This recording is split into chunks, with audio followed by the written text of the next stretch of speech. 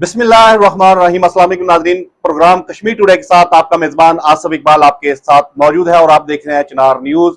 और मेरे साथ जो शख्सियत मौजूद है किसी तारफ के मोहताज नहीं, जो लोग इनको जानते हैं वो अच्छे तरीके से जानते हैं कि सियासत में इनका एक बड़ा मकाम है, किसी भी पार्टी में रहे लेकिन उस पार्टी के अंदरूनी हालात पर इनकी गहरी नजर होती है।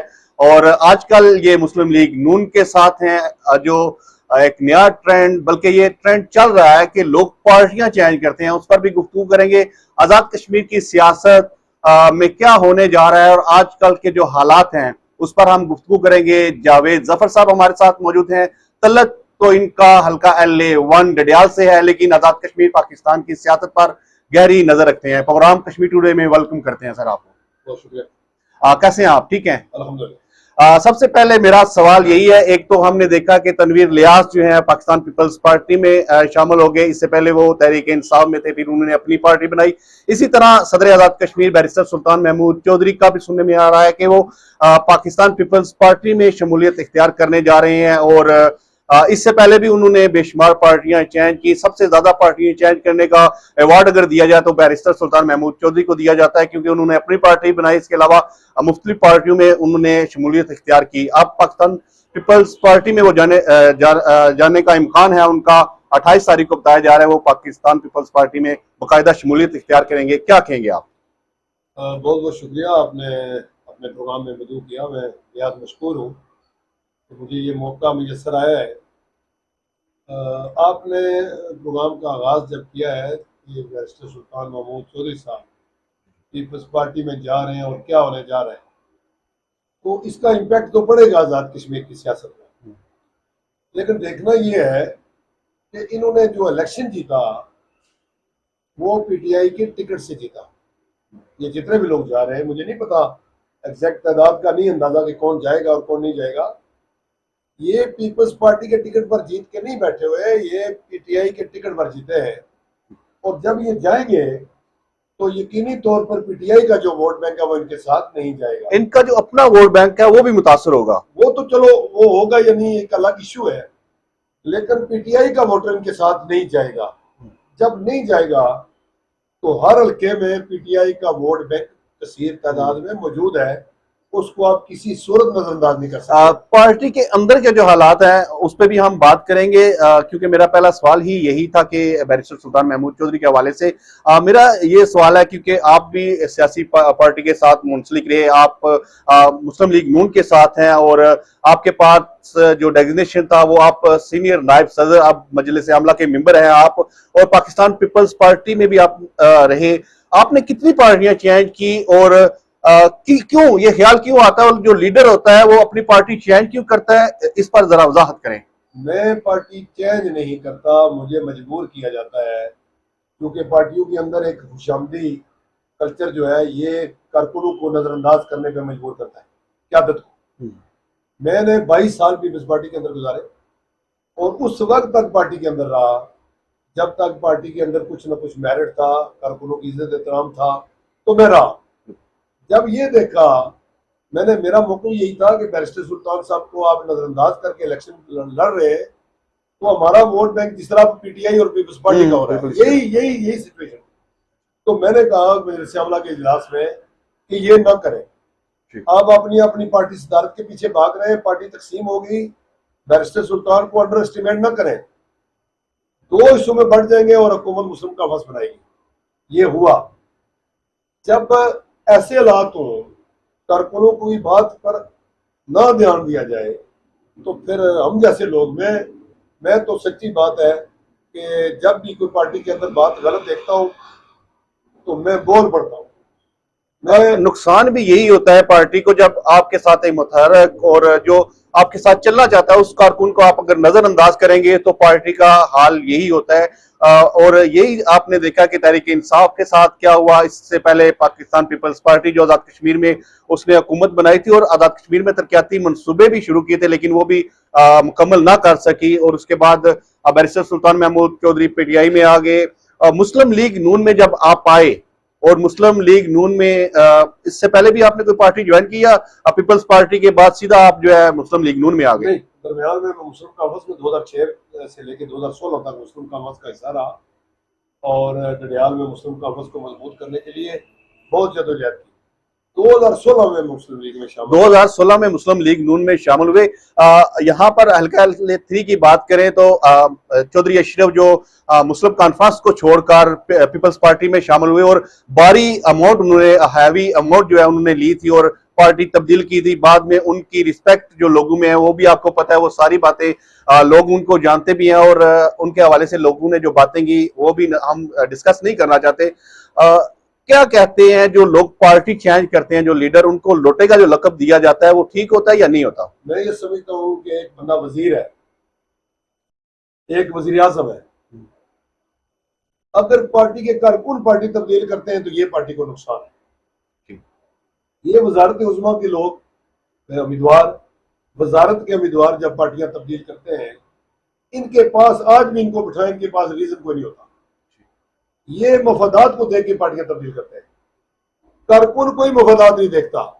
कारकुन अपने सर्वाइवल की जंग लड़ता है, अपने इज्जत नफ्स की जंग लड़ता है, तब पार्टी तब्दील करता है। क्योंकि आप एक कारकुन रहे, आपने जदोजहद की मैं पार्टी। भी कहता हूँ कि मैंने मुस्लिम लीग की हुकूमत रही है, मैंने जाती कोई फायदा वल्ला नहीं उठाया। मैंने डेवलपमेंट के काम करवाए हुकूमत से, लोगों की फलाह के लिए काम किया। मेरी यूनियन कौंसिल जो है ये राजा सिकंदर साहब का दूसरा घर है।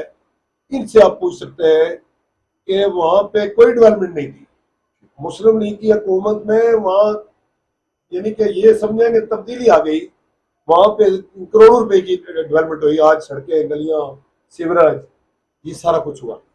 जैसा कि आपने बात की कि जो कारकुन हैं वो पार्टी के साथ मुखलस होते हैं, जो वजारतों के उम्मीदवार होते हैं जैसे कि वजीर आजम हो गए या इस तरह के बड़े उहदों के जो अहदेदारान होते हैं, वो अपने सिर्फ मफादात के लिए ही सियासत कर रहे होते हैं, लेकिन उसका नुकसान जो है वो पार्टी को होता है। मैं कहता हूँ, आप सब गवाह है कि इससे बड़ा जुल्म क्या है कि एक बंदे को इमरान खान ने टिकट दिया, टिकट पे वो उसको वली अल्लाह के तौर पर पकारते रहे जलसों में।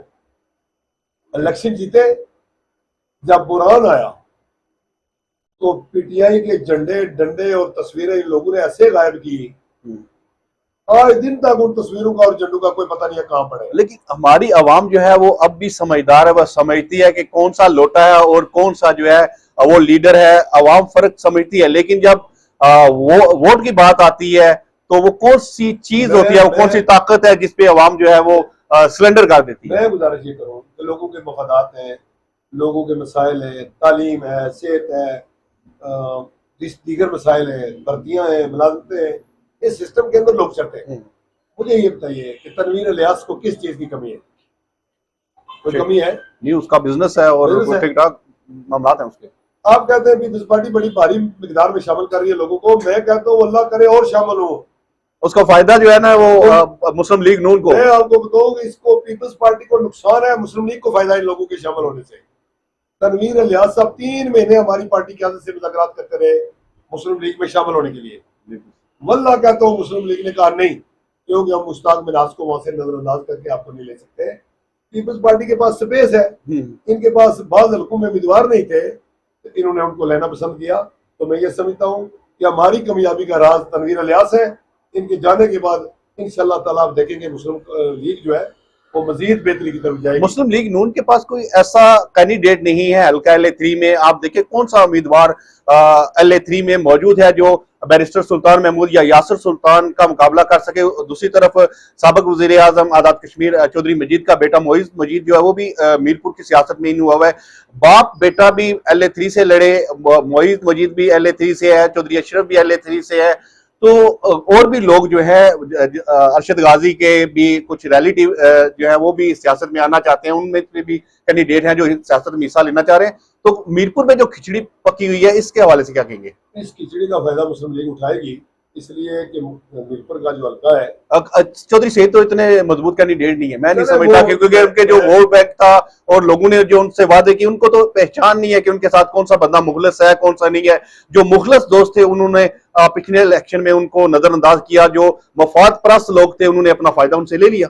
अगर ऐसा वो करेंगे तो उसका नुकसान उनको ही होगा। लेकिन बैरिस्टर सुल्तान महमूद साहब की जो टीम है वो भी 2 हिस्सों में तकसीम होगी, क्योंकि PTI का वोट उनके साथ नहीं जा रहा। मीरपुर का हल्का वाहिद हल्का है, गडियाल का हल्का वाहिद हल्का है जो वफाक पाकिस्तान को भी देखता है।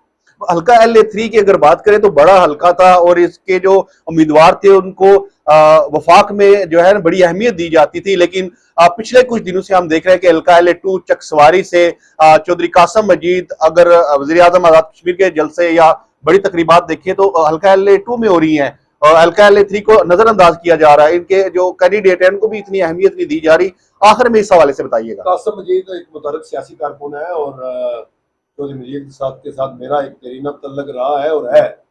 मैं कासम मजीद की कारकर्दगी को देखता हूँ, लेकिन जब तब्दीली की हवा चलती है तो उसमें अच्छे बुरे सब बह जाते हैं।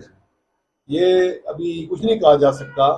मुकाबले का रुझान जब पैदा होगा, अब ऐसा बन रहा है कि 2 पार्टी सिस्टम बहाल होने जा रहा है। मुस्लिम लीग और पीपल्स पार्टी के दरमियान एक जानदार मुकाबला होगा और उसमें एक बात जो आपके लिए रिकॉर्ड में रखना चाहता हूँ ये है कि आज़ाद कश्मीर में अगर हम बराबर बराबर सीटें लेने में कामयाब हो जाते हैं तो फिर महाजरीन की सीटें जो है वो अपना जो रोल है वो अदा करेंगी, बिल्कुल और इसी तरह हुकूमत बन जाएगी। अच्छा, मैं एक अहम बात जो है वो करना जरूरी समझूंगा, क्योंकि अगर आप पाकिस्तान पीपल्स पार्टी में रहे तो आपको अंदर की जो खबर थी वो पता होती थी। अब क्योंकि हुकूमत मुस्लिम लीग नून की है पाकिस्तान में और आपके मियां मोहम्मद नवाज शरीफ साहब से, शहबाज शरीफ और मरियम नवाज शरीफ साहब से भी आपके बड़े गहरे मरासम है, अच्छा तल्लक है और अंदर की बातें आपको पता है, तो क्या समझते हैं कि आजाद कश्मीर की सियासत में जो ये तोड़ जोड़ जारी है मुस्लिम लीग कितना फायदा उठाएगी? मुस्लिम लीग उसी तरह फायदा उठाएगी जिस तरह मुस्लिम लीग को तोड़ के PTI को लाया गया था। हम फायदा ये उठाएंगे कि मुस्लिम लीग और मुस्लिम कॉन्फ्रेंस का अगर इत्तेहाद हो जाता है, जो पॉसिबिलिटीज मौजूद है, लेकिन हरफ आखिर कुछ नहीं है। PTI पीपल्स पार्टी का वोट बैंक एक है।